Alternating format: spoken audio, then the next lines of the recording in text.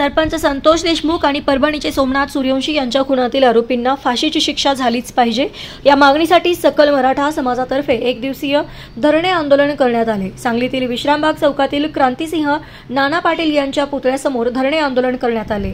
उद्या या मागणीसाठी सांगलीत आक्रोश मोर्चा रद्द काढण्यात येणार होता, मात्र आक्रोश मोर्चा रद्द करून त्याऐवजी आज सांगलीत एक दिवसाचे धरणे आंदोलन करण्यात आले। मस्साजोग तालुका केस बीड जिल्हा येथील सरपंच संतोष देशमुख यांची झालेली क्रूर व निर्गुण हत्या तसेच परभणी येथील सोमनाथ सूर्यवंशी यांची झालेली हत्या या दोन्ही घटनेचा निषेध करण्यात आला। सदरचा खटला हा फास्ट ट्रॅक कोर्टामध्ये चालवण्यात यावा तसेच धनंजय मुंडेंना मंत्रिमंडळामध्ये स्थान देऊ नये। बीड जिल्ह्यामध्ये गेल्या 10 वर्षांमध्ये सर्वच महत्त्वाच्या शासकीय पदावर एकाच वंजारी जातीचे अधिकारी कसे आले याची चौकशी व्हावी।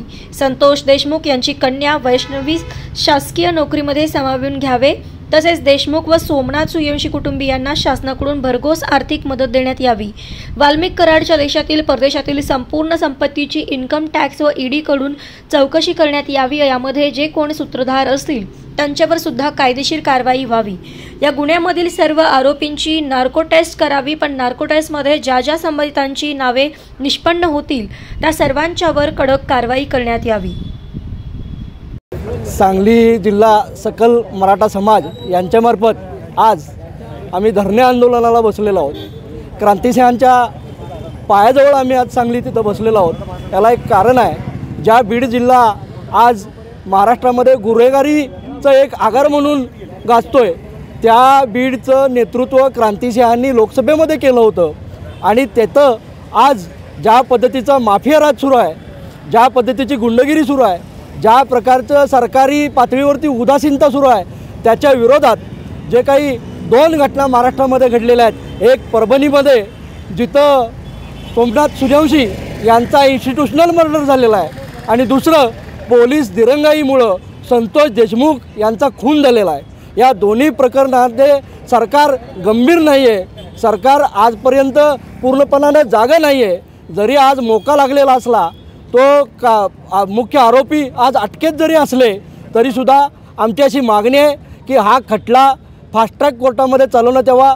चांगल्यातला चांगला वकील महाराष्ट्र सरकारने तिथं द्यावा। जी काही त्या आरोपींची नार्को टेस्ट आहे ती झाली पाहिजे। तसंच संतोष देशमुख यांच्या कुटुंबियांपैकी कोणाला तरी सरकारी नोकरी मिळाली पाहिजे आणि सगळ्यात महत्त्वाचं म्हणजे जे काही आरोपी आहेत त्यांच्या संपत्तीची ईडी आणि इन्कम टॅक्स डिपार्टमेंटमार्फत चौकशी झाली पाहिजे।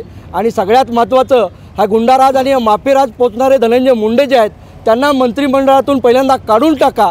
सरकारनं त्यांची नैतिक जबाबदारी ओळखून त्यांना मंत्रिमंडळापासून लांब ठेवलं पाहिजे, तरच निपक्षपातीपणानं ह्या खुनाचा तपास होऊ शकतो अशी आमची मागणी आहे। आणि या मागणीसाठी आम्ही इथं बसलेलो आहोत। सरकारला आम्ही इशारा देतोय, आमची परंपरा प्रतिसरकारची आहे, हे सरकारने विसरू नये। तुम्हाला जर न्याय देणं जमत नसेल तर आम्ही बघतो काय करायचं ते, तसं तुम्ही सांगा की महाराष्ट्र सरकारला न्याय देणं जमत नाही, एवढंच आमचं मागणं आहे। धन्यवाद। दिग्विजय पाटील।